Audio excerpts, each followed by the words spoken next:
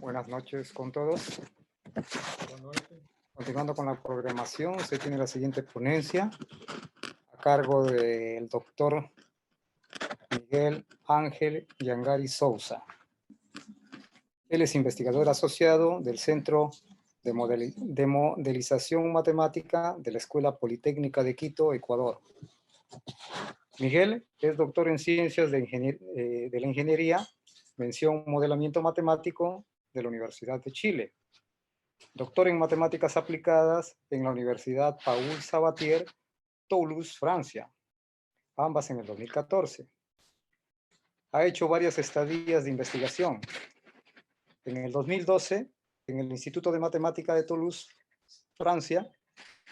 En el 2013, en el Departamento de Matemáticas de la Universidad Autónoma de Madrid, España. En el 2015, en el Centro de Investigación de la Universidad Federico Santa María, Santiago de Chile. Y en el 2016, en la Universidad de Chile, Santiago. Damos paso al doctor Miguel Ángel Yangari Souza, cuya ponencia lleva por título Problemas parabólicos con operadores no locales de orden variable. Adelante, Miguel, tiene por favor la... Muchas gracias, profesor. Bueno, en primer lugar, agradecer a todos a los organizadores por la invitación y a todos por su presencia en mi charla. Espero que sea de su agrado. Lo que les voy a contar es un poco del trabajo que he realizado en los últimos años, que se basa en la resolución de ecuaciones diferenciales con términos fraccionarios desde el punto de vista o en el marco de las soluciones viscosas. Entonces, por favor, me permito compartirles la pantalla. Tienen que habilitarme, por favor, la compartición porque me sale que no puedo. Por favor, Raúl. Ya. Ahí está, muchas gracias.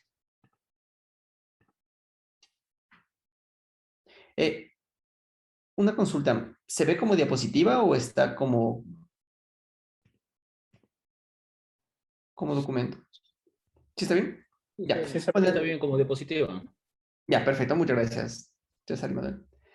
Bueno, como les había mencionado, voy a hablar sobre problemas parabólicos que involucran operadores fraccionarios, en este caso una generalización de lo que es el laplaciano fraccionario, considerando lo que se conoce como operadores de orden variable. Entonces, bueno, para adentrarnos un poquito en el tema, primero voy a definir lo que es un operador íntegro diferencial, que normalmente se le conoce como operador de Levy, ¿sí? El operador está dado por este término de aquí, donde mu sí es una medida que verifica la condición de integrabilidad de Levy, ¿de acuerdo? Que está dado por este término. Integrabilidad de Levy más o menos significa que la medida integra constantes para valores grandes de z y integra en valores pequeños, es decir, en la bola unidad, si es que quieren, z cuadrado.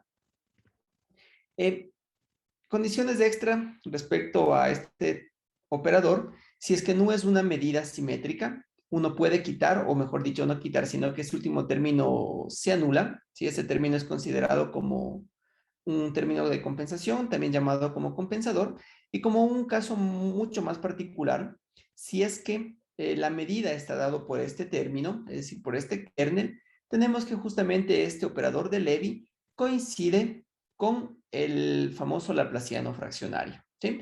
Características sobre el laplaciano fraccionario es que si es que alfa converge en este caso al valor de 1, el laplaciano fraccionario también converge al laplaciano estándar, es decir, a la suma de las segundas derivadas de los operadores. Algunas variaciones de este operador de Levy, por ejemplo, tenemos al operador de Levy-Isaacs, en el cual no solo se tiene una medida, sino se tiene una familia de medidas que verifican la condición de Levy, ¿sí? Y el operador está definido de esta manera, ¿de acuerdo? Esta tiene un comportamiento similar al que definimos originalmente. Obviamente tiene su complejidad, ya que no trabajamos con una sola medida, sino se trabaja con una familia de medidas. Otro operador relacionado al original, tenemos el operador de Levy-Ito, ¿sí? En el cual, a diferencia de los dos anteriores, el término de salto, ¿sí? Está dado en este caso por una función continua, ¿sí?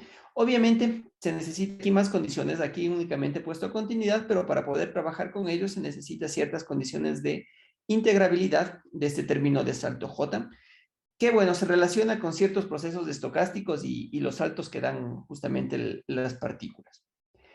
Lo que nosotros vamos a trabajar, o con el operador que nosotros vamos a trabajar, ¿sí? Que lo vamos a denotar como un tau xt, ya que la particularidad de este operador es la dependencia tanto de la variable espacial como de la variable temporal del operador, está dado por este término de aquí, es decir, por este operador íntegro diferencial, en donde el kernel, ¿sí? A diferencia de los casos anteriores, depende de tanto la variable x como la variable t, ¿sí?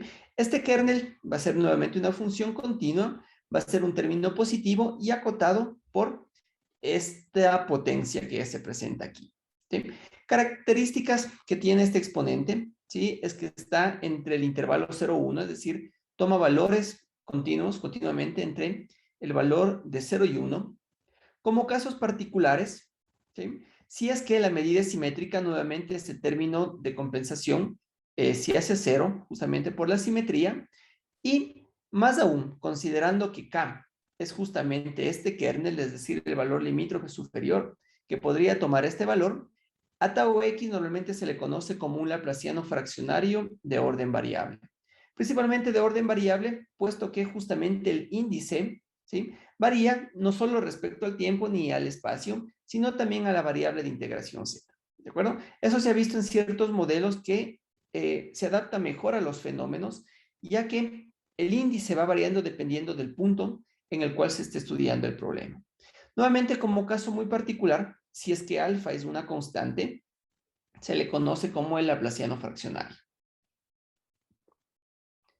Bueno, para introducirnos un poquito al problema que vamos a estudiar, nosotros consideramos este operador parabólico, ¿sí? En donde, bueno, tenemos una derivada a tiempo estándar, tenemos un operador hamiltoniano que depende tanto de la variable espacial como la variable temporal, bueno, de la solución U, del gradiente de la función, de la matriz hessiana y de este operador íntegro diferencial, ¿sí? Esto normalmente, al considerar que la función U como una hipótesis muy básica es simplemente continua, se le conoce como un problema totalmente no lineal. Como hipótesis muy generales que se consideran para poder empezar a trabajar con este tipo de problema, vamos a considerar la elipticidad degenerada, ¿sí? Que más o menos lo que nos indica es que el hamiltoniano es decreciente, tanto en la variable que corresponde a las segundas derivadas, es decir, a las matrices de las segundas derivadas, como a la variable no local, ¿sí?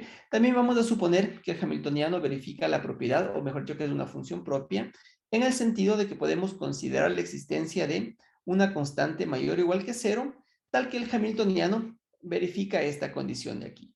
En particular, ya que estamos suponiendo que esto se cumple cuando U es mayor que B, este término es positivo, estaríamos diciendo que el hamiltoniano es creciente respecto a la variable solución en este caso. El hecho, bueno, de que sea lambda mayor o igual que 0, ¿sí?, es simplemente para decir que esta diferencia es positiva.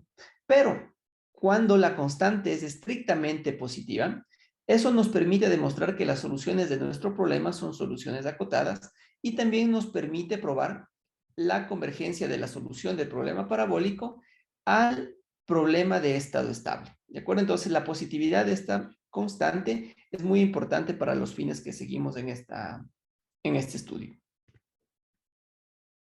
Bueno, respecto al tipo de soluciones que nosotros vamos a ver, nosotros, bueno, conocemos, ¿no es cierto?, que en ecuaciones diferenciales existen varios tipos de formulaciones, como son las soluciones clásicas, por ejemplo, en el cual uno reemplaza, ¿no es cierto?, la solución en el problema, hace las derivadas y ve que se cumplan las desigualdades o las igualdades que nos dice la ecuación. También tenemos un tipo de soluciones débiles, por ejemplo, como son las soluciones variacionales, ¿no es cierto?, en las que usamos funciones test, integramos por partes y vemos que se cumplan, ¿no es cierto?, las igualdades. Y también tenemos otro tipo de formulaciones que se llaman formulaciones viscosas, que son en las cuales nosotros nos centramos en este estudio. Y bueno, a continuación más o menos voy a dar un pequeño vistazo o una revisión de lo que son este tipo de soluciones o lo que hacen este tipo de soluciones. Bueno, antes de adentrarnos en la definición, simplemente damos algunas notaciones. Definimos como C delta al cilindro en el espacio-tiempo, que no es más que el producto de la bola en el espacio por el producto de la bola en tiempo, centradas obviamente en el punto xt. También vamos a definir la formulación viscosa de nuestro operador íntegro diferencial. Por facilidad, le dejamos de llamar como tau o xt, simplemente le llamamos tau, pero bueno, siempre tenemos en cuenta de que la dependencia también es sobre las variables espacio-tiempo. Entonces aquí tenemos la formulación viscosa de nuestro operador íntegro diferencial, que no es más que reemplazar el dominio de integración y a no hacerlo en todo Rn, sino considerarlo en un subdominio que es A. ¿De acuerdo? Ya vamos a ver el motivo por el cual se toma justamente esta diferenciación de dominios. Principalmente es porque si nosotros nos damos cuenta en la formulación que tiene esta integral, si es que la función u, ¿sí? En este caso en particular, perdón que retroceda a las diapositivas. Por ejemplo, en este caso muy particular de aquí, ¿sí? Si es que la función u, ¿sí? Es una constante, ¿de acuerdo? Por la definición de la medida de Levy, esta integral es finita, ¿de acuerdo? Para valores fuera de la bola unidad. En cambio, si es que estamos dentro de la bola unidad, necesitamos que la función tenga un poco más de regularidad, ¿sí? Es decir, no solo pediría que sea una función acotada, sino que en este caso al menos debería ser una función Lipschitz continua, ¿de acuerdo? Es por eso que para realizar la formulación viscosa necesitamos hacer una separación entre puntos que están cerca del cero y puntos que están fuera o lejos del cero. ¿Por qué? Porque cerca del cero necesito regularidad de la función, lejos del cero únicamente necesito pedirle a la función continuidad para que esta integral sea finita. ¿De acuerdo? Es más o menos el objetivo de escribir esta formulación, ¿de acuerdo? Cambiándole un poquito el dominio. Entonces, bueno, la definición de lo que es una solución viscosa, nosotros vamos a decir que una función semicontinua superior acotada es una subsolución, ¿de acuerdo? De nuestro problema. Si es que, bueno, primero la subsolución está bajo la condición inicial de nuestro problema, y además, si es que uno toma un punto test, ¿sí? Y una función test suficientemente regular, para el caso de este problema suficientemente regular significa que sea C2, tal que U menos phi tiene un punto máximo en x0 t0, ¿sí? Y este punto máximo y esta función test hacen que se tenga esta desigualdad que se le conoce como la desigualdad viscosa de nuestro problema. Veamos qué significan los términos que aparecen en esta formulación. Primero, este operador H delta, ¿sí? Es el hamiltoniano original, pero en los puntos en los cuales nosotros necesitamos cierta regularidad del problema, ¿sí? En lugar de evaluarle en la función U, que es la función que yo quiero verificar qué solución, se evalúa en la función test. De tal manera que si nosotros nos damos cuenta, por ejemplo, puesto que U no necesita ninguna regularidad, le pongo U mismo, puesto que aquí necesito calcular una primera derivada y en principio yo solo sé que la función u es semicontinua superior y acotada, es decir, ni siquiera tengo la certeza de que puedo derivar una vez, lo que hago es derivar la función test.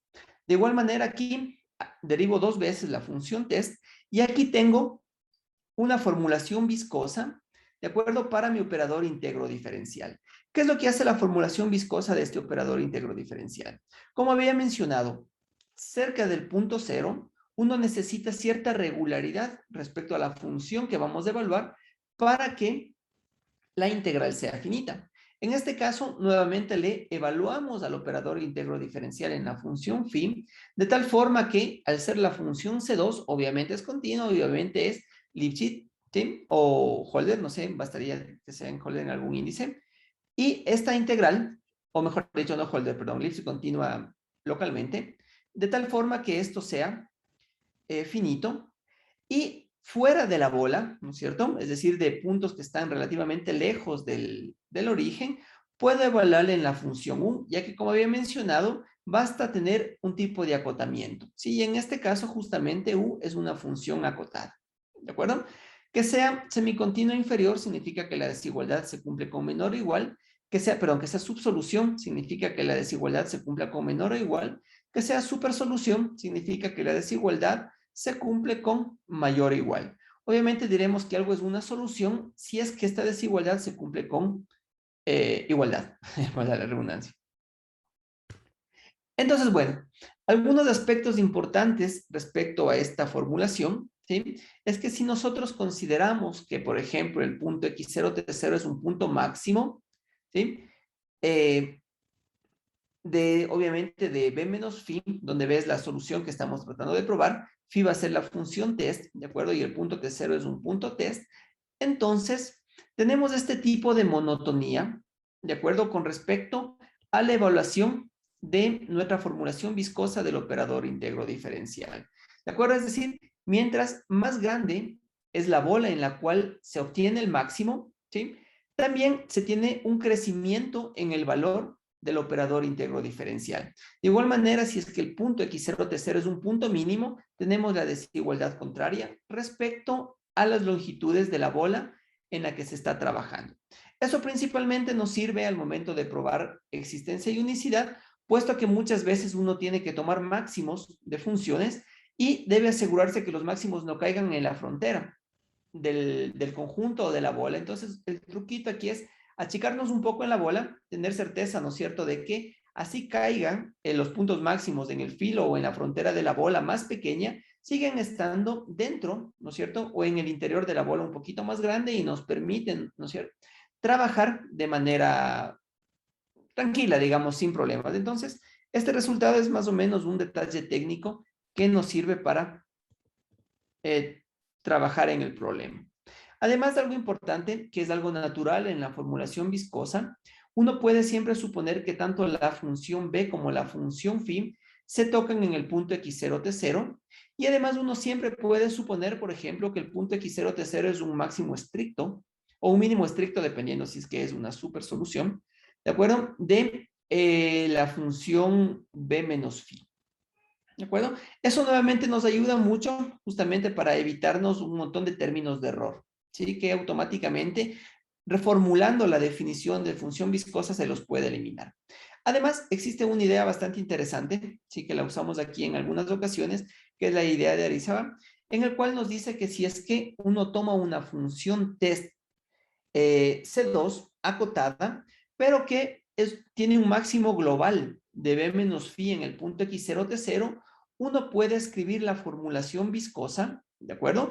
Totalmente en función de la función T. Si notan aquí, el hecho de que B sea una subsolución, nosotros podemos escribir su formulación viscosa únicamente en función de la función test phi. Es decir, aquí no aparece para nada el operador B.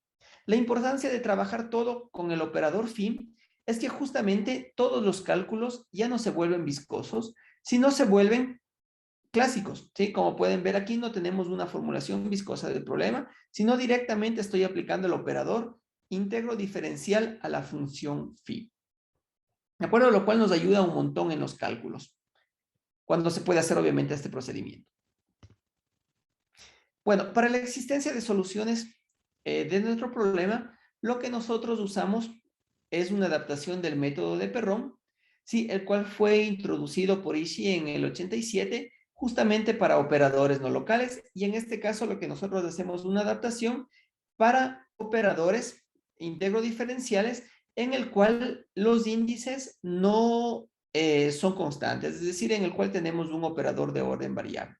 Para poder aplicar este método, lo que hacemos es usar envolturas semicontinuas superiores y envolturas semicontinuas inferiores de las funciones, de acuerdo, definidas de esta manera, teniendo en cuenta que el ínfimo de funciones semicontinuas superiores es una función semicontinua superior y que el supremo de funciones semicontinuas inferiores es una función semicontinua inferior. De esa forma, nosotros podemos redefinir la definición de sub y supersolución viscosa y de solución viscosa también, simplemente indicando que una función acotada U es una subsolución viscosa discontinua del problema si es que la envoltura semicontinua superior verifica la definición anterior, es decir, que la envoltura semicontinua superior es una subsolución del problema. De igual manera, diremos que algo es una supersolución viscosa si es que la envoltura semicontinua inferior es una supersolución del problema dado anteriormente.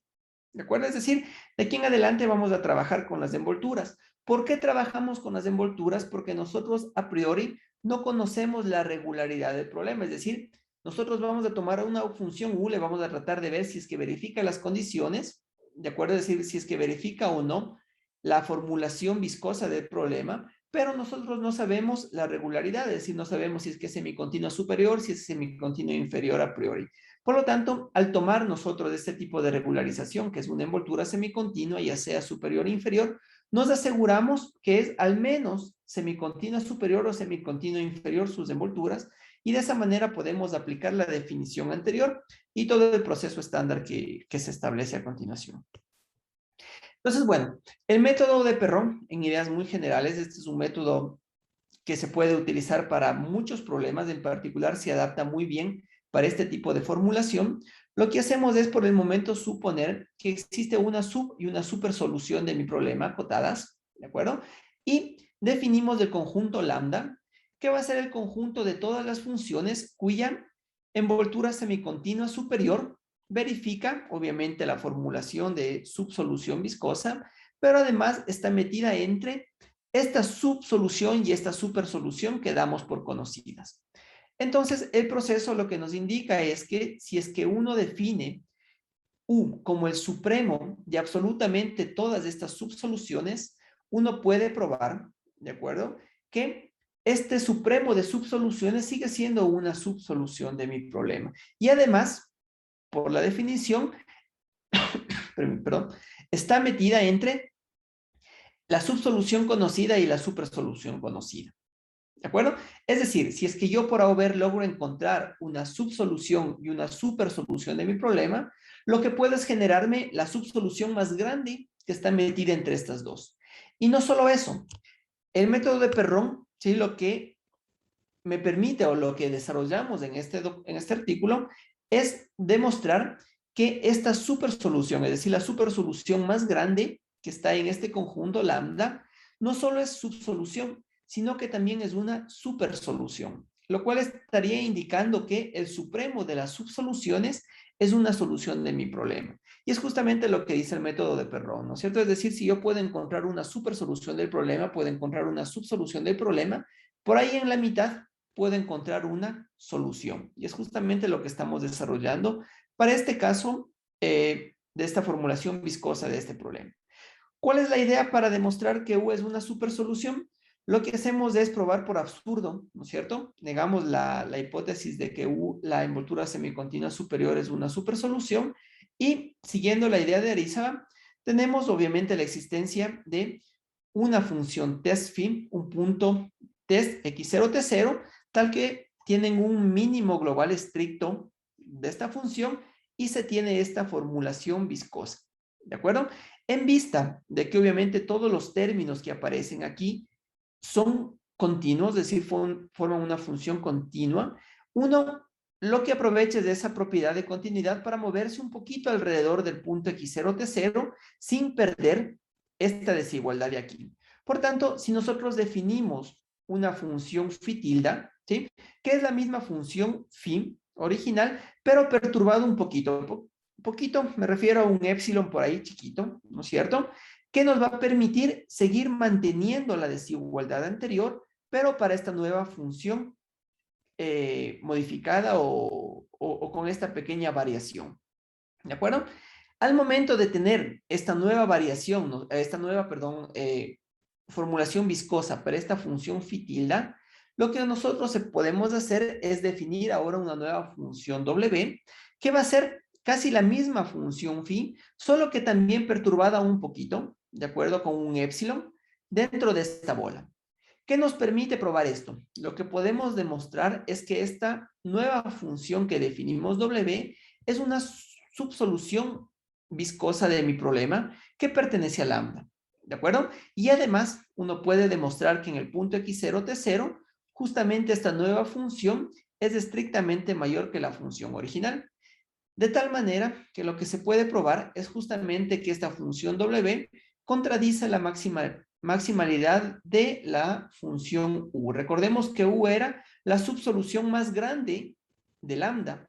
Y en este caso nosotros nos hemos fabricado una subsolución más grande que U, ¿de acuerdo? Lo cual nos conlleva a un absurdo. De esta manera, lo que hemos demostrado, ¿no es cierto?, es que U es una subsolución discontinua y es una supersolución discontinua también, y por lo tanto, por definición, les llamamos una subsolución discontinua, ¿de acuerdo? Nuevamente recordando por qué se les llama discontinua, porque los que verdaderamente verifican las desigualdades son las envolturas tanto semicontinua superior como la envoltura semicontinua inferior. ¿Cuál es el objetivo ahora? Nosotros aquí hemos encontrado una solución, como menciono, discontinua de mi problema. El objetivo es encontrar o verificar que esta solución es continua en verdad, ¿sí? ¿Y qué es lo que vamos a tratar de hacer ahora? Vamos a tratar de demostrar que la subsolución es igual a la supersolución, y si es que nosotros logramos demostrar eso, estaríamos probando entonces que la envoltura semicontinua superior es igual a la envoltura semicontinua inferior, y por lo tanto me estaría dando la continuidad de la función U. Y de esa manera, U verificaría la definición de subsolución, también la definición de supersolución, ¿sí? Y por lo tanto sería una solución continua del problema. Entonces ahora llegamos a otro inconveniente, ¿no es cierto? Probar que la envoltura semicontinua superior es igual a la envoltura semicontinua inferior, ¿sí? Y para eso, lo que hacemos es justamente probar algo que se conoce como el principio de comparación, ¿de acuerdo? Que el principio de comparación lo que nos permite es ordenar, es decir, si es que yo tengo una subsolución y una supersolución, lo que logramos demostrar aquí es que, bajo ciertas hipótesis, la subsolución está bajo la supersolución, ¿de acuerdo? Y con eso estaríamos logrando obtener justamente la continuidad de mi solución original.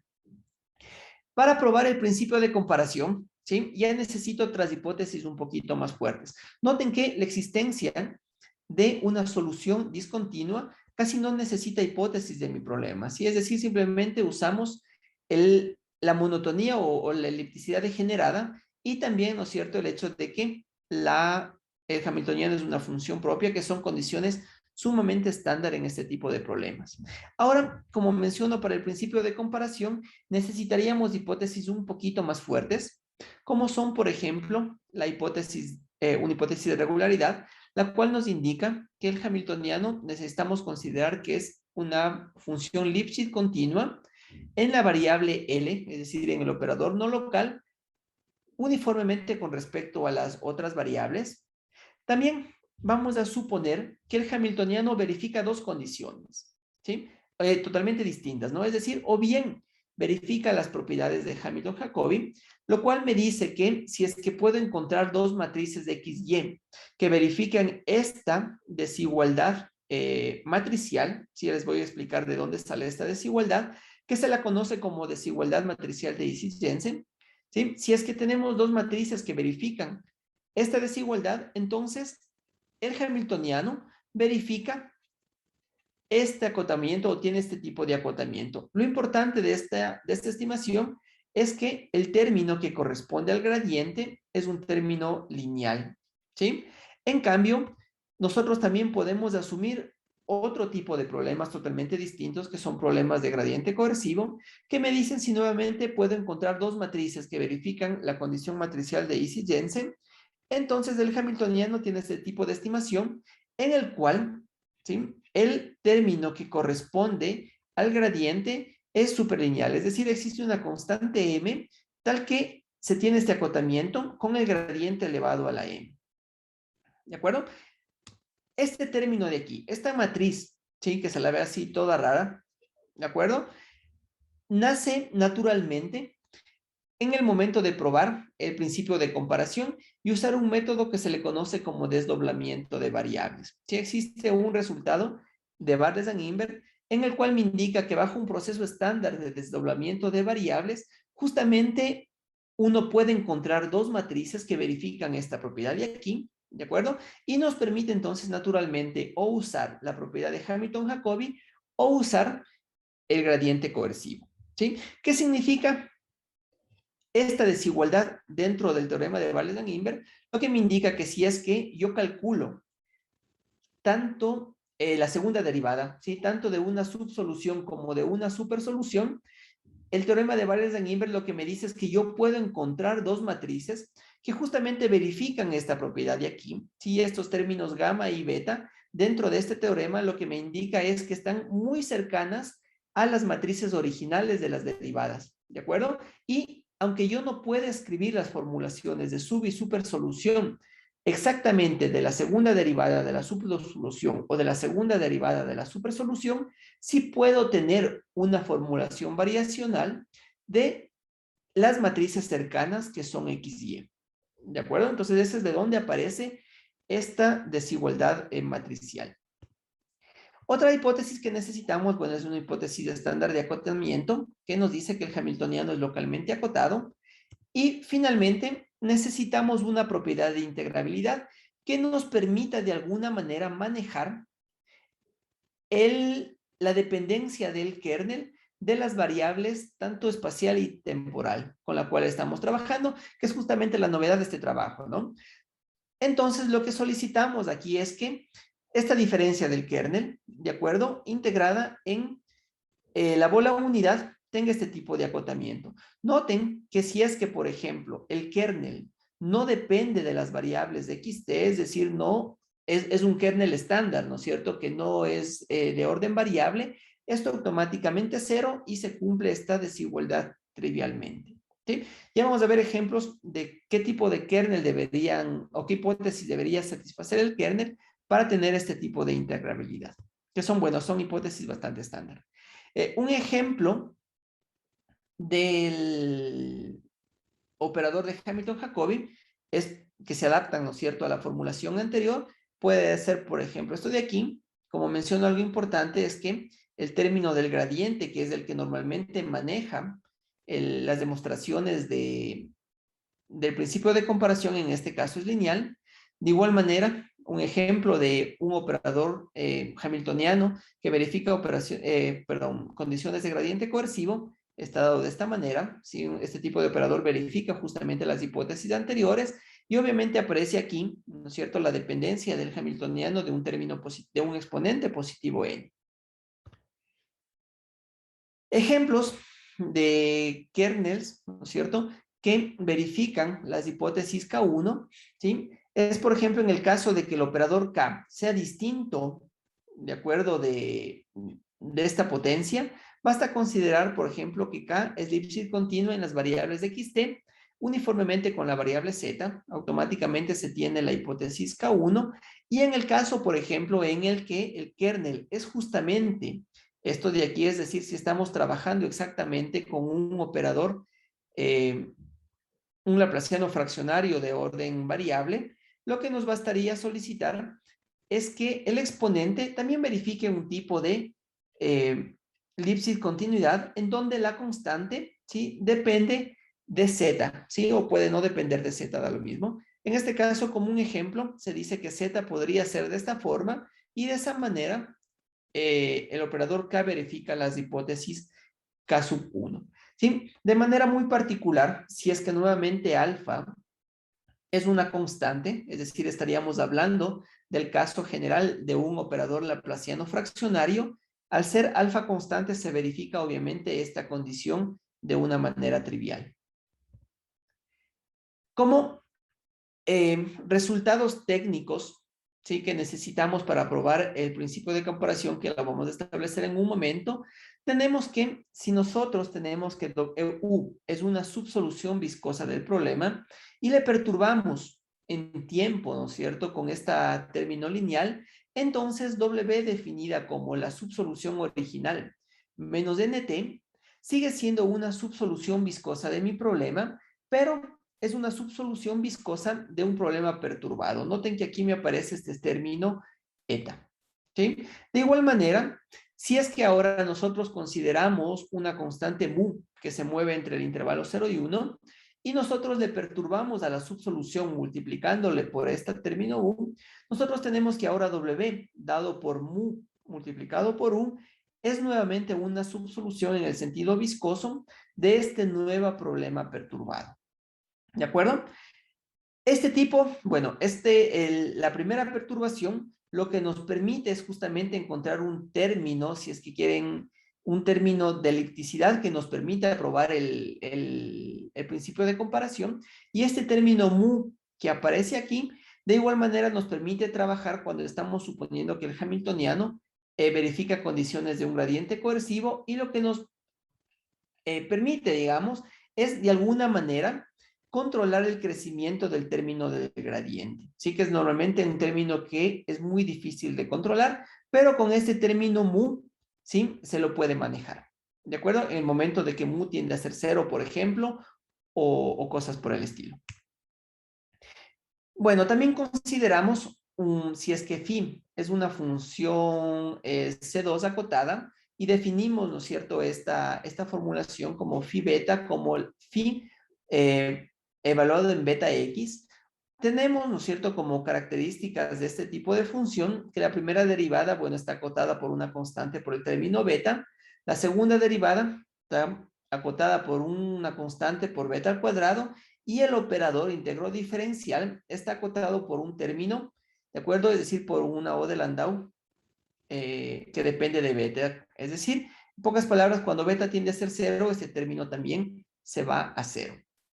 ¿Sí? ¿Para qué nos sirve esto? Normalmente a este término lo podemos considerar, aunque aquí es un término general C2 acotado, lo que uno puede considerar, o lo que vamos a considerar, es que término phi es una especie como, digámoslo así, como de piscina o como un valle, ¿de acuerdo? Que justamente lo que nos va a permitir es localizar de alguna manera los máximos y los mínimos de las funciones que nosotros vamos a hacer. Es decir, de alguna manera vamos a sumarles de esta función phi a las funciones con las que nosotros trabajamos, de tal manera que le obligamos a las funciones a torcerse un poquito, ¿de acuerdo? Y poder encontrar máximos o encontrar mínimos, ¿sí? Y más aún localizarles, de acuerdo, en alguna bola, que en este caso va a ser la bola de centro 0 y radio 1.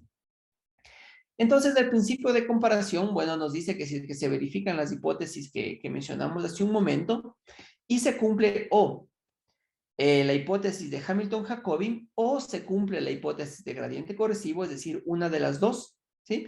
Entonces, podemos establecer el principio de comparación, el cual nos dice que si es que la subsolución U es menor que la supersolución B en el punto o en el tiempo igual a 0, es decir, si es que en el origen, ¿sí?, del tiempo están ordenadas la subsolución bajo la supersolución, este ordenamiento se mantiene en todo el espacio, ¿de acuerdo? Es decir, uno puede probar que si es que en el 0 están ordenadas, ¿no es cierto?, la sub está bajo la supersolución, esta desigualdad se mantiene para todo tiempo.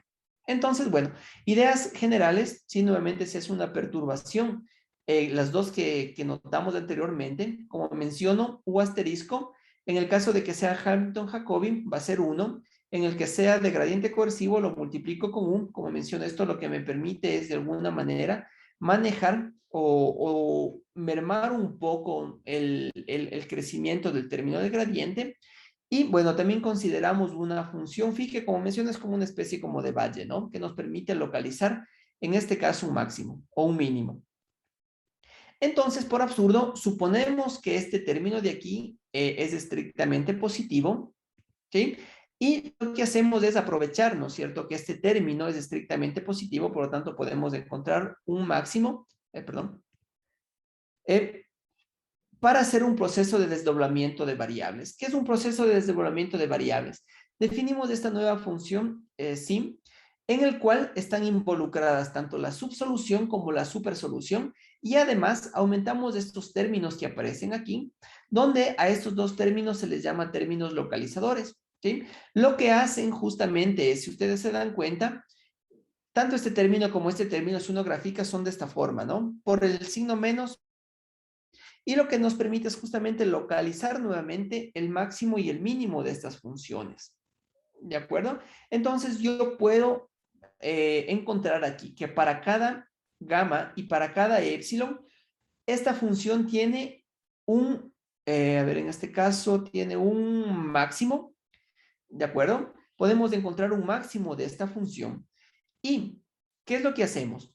Por ejemplo, si nosotros fijamos el término X y fijo el término T, ¿sí?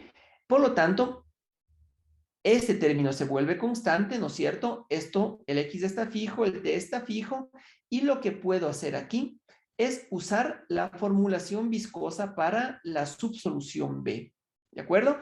¿Cómo uso la subsolución viscosa? Esta sería, ¿no es cierto?, la función en la cual voy a evaluar.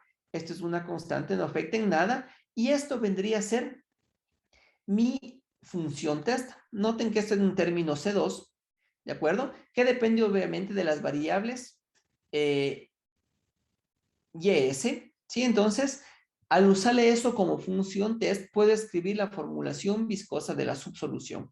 De igual manera, ahora fijando, por ejemplo, los términos y s, puedo hacer lo mismo, pero para la supersolución. Es decir, esto lo que me ayuda es que encuentro una función test que la cual me sirve la misma para evaluar la formulación de subsolución como de supersolución. Entonces, justamente aplicando, ¿no es cierto?, este lema matricial de Ising-Jensen, uno puede encontrar dos funciones, dos matrices de XT que nos permitan utilizar tanto la hipótesis de Hamilton-Jacobi o la hipótesis de gradiente coercivo y poder establecer una sub y una supersolución viscosa tanto para U y W usando en ambos casos esta función test. Entonces, bueno, el procedimiento normal me dice que reste esas dos definiciones o esas dos desigualdades, simplifique los términos, ¿de acuerdo? Y obtengo algo de este estilo, ¿no es cierto? Aquí, eta es un término estrictamente positivo. La verdad aquí, el lambda 0 no juega ningún rol porque es mayor o igual que 0. El que es estrictamente positivo es esto. Y si es que 1 hace tender mu a 0, este término desaparece y tenemos un absurdo. ¿De acuerdo? Aquí le escribí el lambda 0 porque me va a servir para una explicación posterior. Entonces, respecto a la existencia y unicidad de mi problema, si es que por el momento nosotros suponemos que U es una función C2 y acotada, ¿sí? Nosotros podemos establecer como sub y supersolución a la condición inicial, sumándole, restándole este término lineal con respecto al tiempo. Puesto que estamos suponiendo que es C2, efectivamente puedo tratar de evaluar y calcular la primera derivada, la segunda derivada y efectivamente ver que son sub y supersoluciones. Noten que nuestra condición inicial respecto a U sub 0 era simplemente que era continua y acotada. Aquí estamos abusando un poquito para suponer que es C2, pero ya vamos a ver cómo le solucionamos eso de ahí. Entonces, ya tengo una sub y una supersolución, entonces el método de Perron lo que me indica es que existe una solución viscosa discontinua que está metida aquí. Además del principio de comparación, me dice que la subsolución es menor que la supersolución, pero notemos, estoy diciendo que la envoltura semicontinua superior es menor que la envoltura semicontinua inferior, pero también yo sé, por definición, que la semicontinua inferior es menor que la envoltura semicontinua superior, es decir, son iguales, y por lo tanto estaría asegurando que U es una solución viscosa, ya no discontinua, sino acabo de probar continuidad. ¿De acuerdo? Obviamente es para esta hipótesis aumentada, digamos. Entonces, uno puede desarrollar, ¿no es cierto? ¿Qué cosa? Si es que nosotros suponemos ahora que la condición inicial es simplemente una función continua y acotada, lo que podemos establecer es una sucesión de funciones C2 que converjan a U sub 0. Para cada uno de los elementos de la sucesión C2, tenemos la existencia de esta solución continua, es decir, encontramos efectivamente una sucesión de soluciones, de acuerdo, de un problema perturbado, si es que quieren, que por la estabilidad de las formulaciones viscosas convergen a la solución del problema con el que estoy trabajando. De esa manera, uno puede demostrar, ¿no es cierto?, que si es que uno supone que U sub 0 es simplemente una solución continua y acotada, entonces efectivamente, por estabilidad de la formulación viscosa, podemos encontrar una solución U que es continua de mi problema. Bueno, además, como les había mencionado, si es que uno supone que el término lambda 0, si recordemos que el término lambda 0 es el que aparecía en la hipótesis de que el hamiltoniano era una función propia, es estrictamente positivo, simplemente y de forma muy fácil, suponiendo sub y supersoluciones de esta forma, uno puede encontrar que la solución es acotada en todo el espacio. ¿sí? El hecho de que sea acotada en todo el espacio, lo que me permite es intentar al menos tratar de demostrar que la solución del problema parabólico, cuando t tiende a ser infinito, converge a la solución del problema estacionario. Para este caso, entonces, nosotros definimos este nuevo problema, ¿sí? Que no depende del tiempo, donde obviamente este nuevo operador h barra verifica las hipótesis anteriores. Definimos un operador íntegro diferencial dado por este término, donde k barra también verifica las hipótesis anteriores.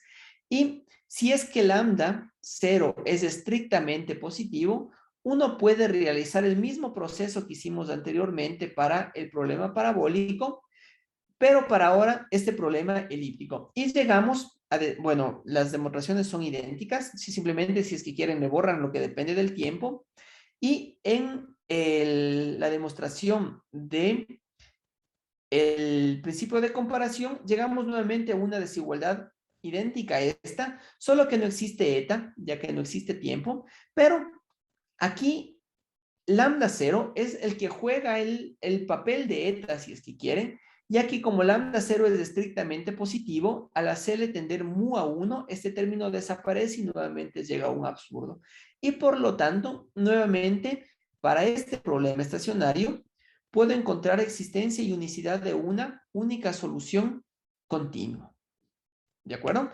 Por lo tanto, aquí lo que nosotros podemos aplicar es usando la idea de Barles-Dampertam, en el cual usan límites relajados, lo que se puede suponer, o lo que se puede demostrar, mejor dicho, es que los límites relajados, u barra superior y u barra inferior definidos de esta manera, son efectivamente sub y super soluciones de este problema para cada tiempo fijo.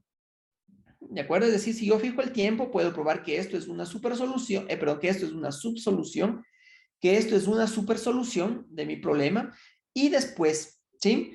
En vista de que el principio de comparación me diría que esto es menor que esto, pero por definición, el IMINF es menor que el IMSUB, lo que estaríamos demostrando que en verdad son iguales, ¿sí? Y además, por unicidad del resultado, son iguales a la solución de este problema, es decir, a la única solución de este problema. Y de esa manera, como esto se tiene para cada tiempo fijo, y aquí si nos damos cuenta, epsilon tiende a ser 0, en pocas palabras lo que estaríamos demostrando es que la solución del problema parabólico tiende a la solución del problema estacionario cuando t tiende a ser infinito. Y bueno, finalmente, para terminar mi exposición, lo que uno puede encontrar es una tasa de convergencia de la solución del problema parabólico a la solución del problema estacionario, la cual está dada por una exponencial. Es decir, exponencialmente la solución del problema parabólico converge a la solución del problema estacionario. Como una generalización de este problema, uno podría en lugar de trabajar con la derivada temporal, uno puede poner una derivada de Caputo, ¿sí? Y nuevamente, este tipo de formulación se adapta sumamente bien a trabajar con la formulación de una derivada de Caputo, formulación viscosa me refiero. Se obtienen resultados similares y lo que se diferencia es que la convergencia o la tasa de convergencia de la solución del problema parabólico con la derivada de Caputo converge en este caso a una velocidad dada por una función de Mittag-Leffler, ¿de acuerdo? Que es justamente una función que está totalmente relacionada al operador diferencial o fraccionario de Caputo. Y bueno, eso sería todo lo que tenía que contarles en este caso. Muchas gracias por su atención. Muchas gracias, Miguel. Si tienen alguna pregunta o un comentario, por favor. Miguel, una inquietud. Sí, sí, sí. Esa definición que tú das de este operador involucra la parte temporal y la parte espacial. O sea, porque ahí veo que depende del tiempo, de t, o ese t es una variable cualquiera. No, es la variable temporal. Aquí, perdón.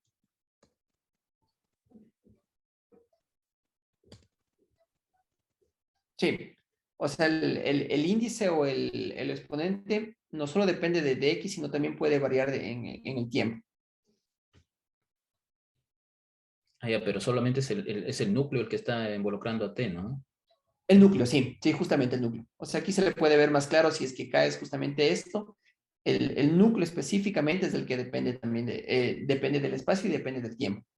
Y, o sea, ahí y más aún, o sea, en sí es el exponente el que está dependiendo del tiempo. O sea, si es que cae es igual a esto, el exponente depende del tiempo, pero si es que cae justamente está acotado, ya es como esté definido acá, ¿no? ¿Sí? Esto nació de la idea justamente de que, por ejemplo, si uno considera los operadores Levi y Ito, aquí el salto depende tanto de X como de T, ¿no?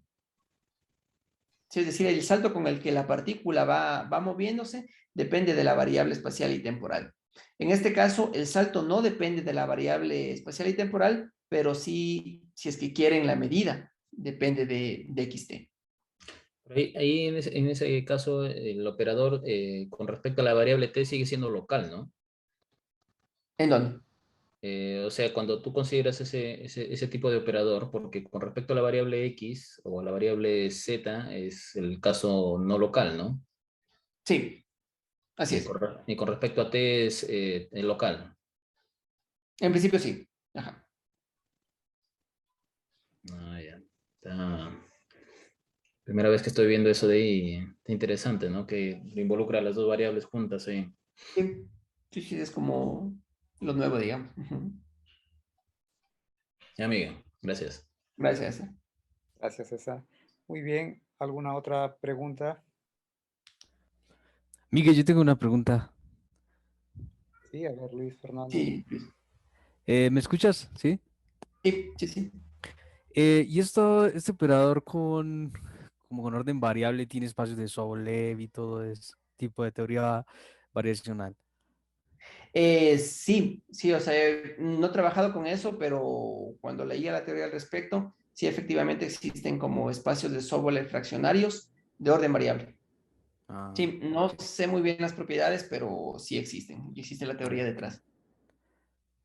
Ah, gracias, Miguel. Dale. ¿Alguna otra pregunta?